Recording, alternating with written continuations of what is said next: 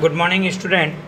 आज हम बात करेंगे हमारी पाठ्य पुस्तक आरोह का पद्य भाग का दूसरा अध्याय, जो हमारी यहाँ भक्ति काल की भक्ति युग की प्रमुख धारा की प्रमुख कवयित्री मीराबाई के द्वारा रचित है।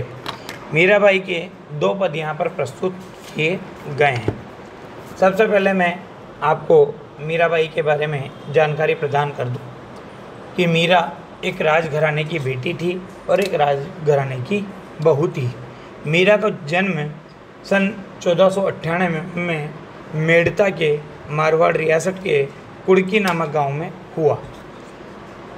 इनका रचित जो साहित्य है उसमें मीरा पदावली, नरसिरी जो रामायणों को विशेष रूप से जाना जाता है। मीरा की मृत्यु 1546 में हुई। मीरा सगुण भक्ति धारा की एक महत्वपूर्ण भक्त कवयित्री थी। श्री कृष्ण की उपासिका होने के कारण उनकी कविता में सगुण भक्ति विशेष रूप से विद्यमान है, परंतु निर्गुण भक्ति का प्रभाव भी उनमें देखने को मिलता है और सूफियों का प्रेम योग भी उनमें देखने को मिलता है। मीरा के गुरु संत कबीर रैदास को माना जाता है।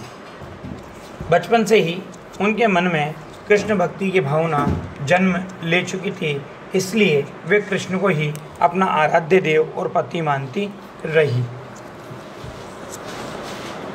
अन्य भक्तिकालीन कवियों की तरह मीरा ने भी देश में दूर दूर तक यात्राएं की। चित्तौड़ राजघराने में अनेक कष्ट उठाने के बाद मीरा वापस मेड़ता आ गई। यहाँ से उन्होंने कृष्ण की लीला भूमि वृंदावन की यात्रा की।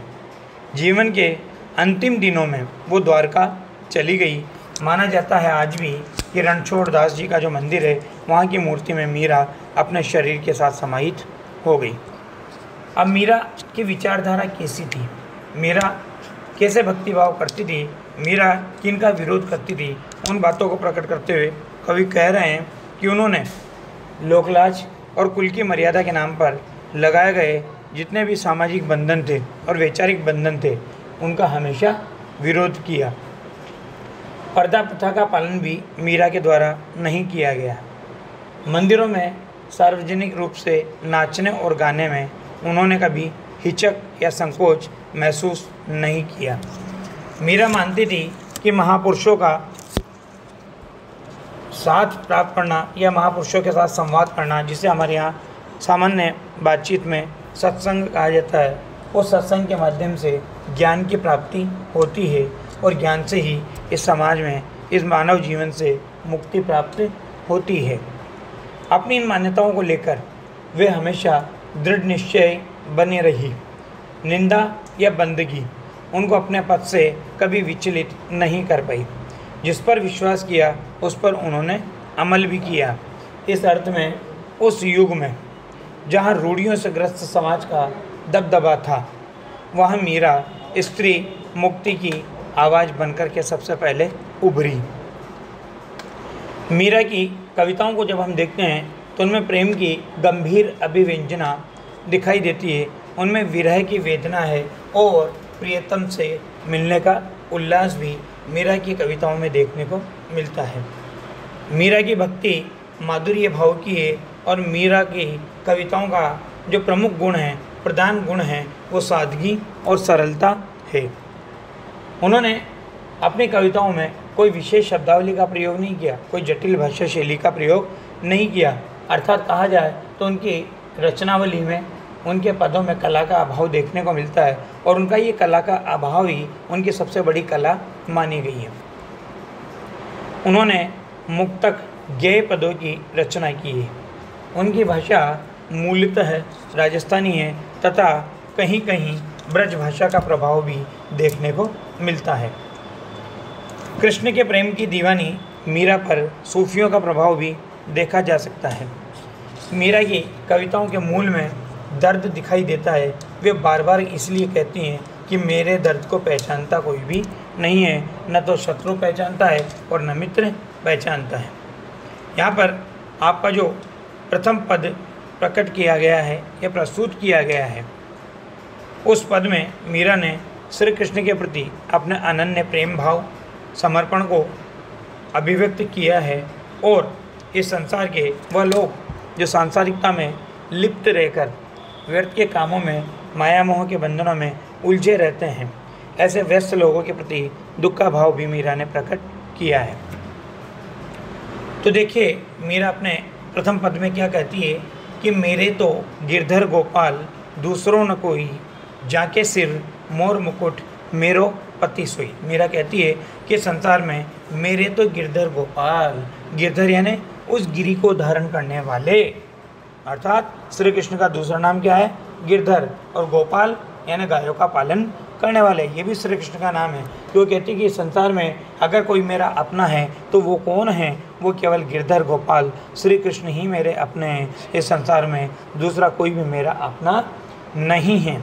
अब श्री कृष्ण की शारीरिक सुंदरता का, सुंदर छवि का, मनमोहक छवि का चित्रण करते हुए मीरा कह रही है कि जाके सिर मोर मुकुट मेरो पति सोई, कि जाके यानी जिनके सिर यानी सिर पर मोर मुकुट, कि जिन्होंने अपने सिर के ऊपर मोर पंखों का मुकुट धारण कर रखा है, मेरो पति सोई, सोई यानी वही, ऐसे स्वरूप को धारण करने वाले वह श्री कृष्ण ही इस संसार में मेरे पति हैं, उनके अतिरिक्त दूसरा मेरा कोई भी नहीं है। अब उस श्री कृष्ण को पाने के लिए मीरा ने क्या किया उसको बता रही है मीरा कि छांडी दई कुल की कहानी, छांडी दई यानी छोड़ दी है, छांडी यानी छोड़, दई यानी दी है, कुल की कहानी, कहानी यानी मान मर्यादा प्रतिष्ठा, कुल की यानी परिवार की, कि मैंने उस श्री कृष्ण को पाने के लिए अपने कुल की मान मर्यादा को भी, अपने कुल की सम्मान को भी, अपने कुल की प्रतिष्ठा को भी छोड़ दिया है। और कहाँ करी है कोई, कहाँ करी है कोई, कि अब मेरा कोई क्या कर लेगा। देखिए आप यहाँ पर अनुप्रास अलंकार का बहुत अच्छा प्रयोग है, क वर्ण की बार बार आवृत्ति हो रही है।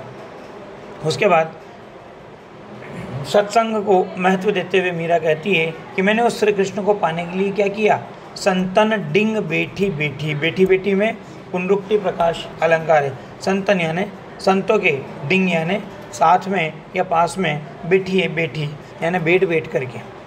और यहाँ पर देखिए लोक लाज बेटी बेटी के बीच में डैश लगा हुआ है, योजक चिन्ह लगा हुआ है, तो ये सामासिक पदावली भी बनती है।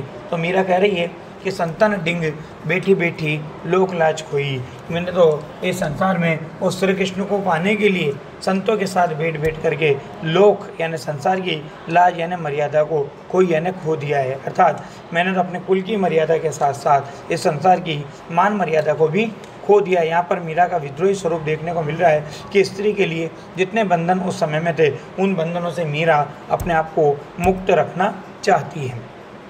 तत्पश्चात श्री कृष्ण के नहीं मिलने पर उनके वियोग में होने वाली अवस्था का चित्रण मीरा कर रही है और कह रही है कि आंसुअन जल सींची सींची, वही पुनरुक्ति प्रकाश अलंकार है, प्रेम बेली बोई, वही सामासिक पदावली। देखिए आंसुअन जल सींची सींची, कि मैंने अपने आंसुओं के जल से सींची सींची यानी सींच सींच करके प्रेम बेली बोई, रूपक अलंकार भी है, प्रेम रूपी बेल यानी रूप, प्रेम रूपी बेल, बोई यानी बोई है। अब क्या कह रही है, मैं दोबारा बोल रहा हूँ कि आंसुअन जल सींची सींची प्रेम बेली बोई, कि मैंने तो अपने आंसुओं की जल से सींच सींच करके उस श्री कृष्ण की जो प्रेम रूपी बेल है मैंने उसको बोया था। बेल का मतलब लता।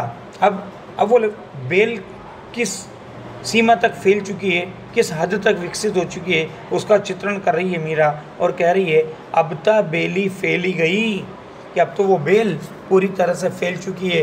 अर्थात कहने का अभिप्राय है कि वो मेरा प्रेम का जो भाव था श्री कृष्ण के प्रति वो पराकाष्ठा पर पहुंच गया है और उससे मुझे उनके प्रेम रूपी आनंद फल की प्राप्ति हो रही है। क्या कहा कि अब तो बेली फैल गई और आनंद फल हुई, कि अब तो मेरी वो श्री कृष्ण की प्रेम रूपी वो बेल थी वो पराकाष्ठा पर पहुंच गई है, वो बेल फैल गई है और उससे मुझे श्री कृष्ण के प्रेम रूपी आनंद फल की प्राप्ति हो रही है।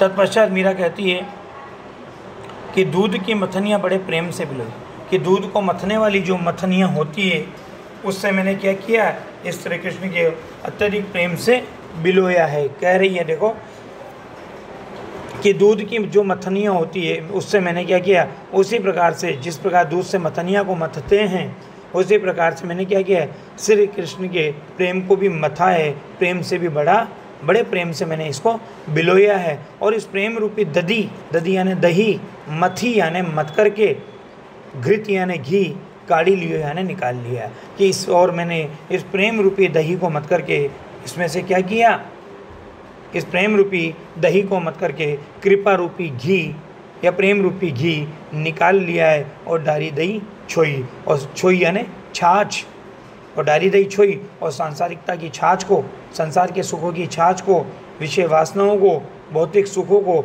मैंने छाछ के समान छोड़ दिया है। और भगत देखी राजी हुई कि संसार में मैं उस श्री कृष्ण की भगत देखी यानी भक्ति को देख करके राजी हुई यानी प्रसन्न होती हूँ, और जगत देखी रोई, परंतु इस संसार को जब मैं देखती हूँ तो मुझे संसार की स्थिति को देख करके मुझे रोना आता है।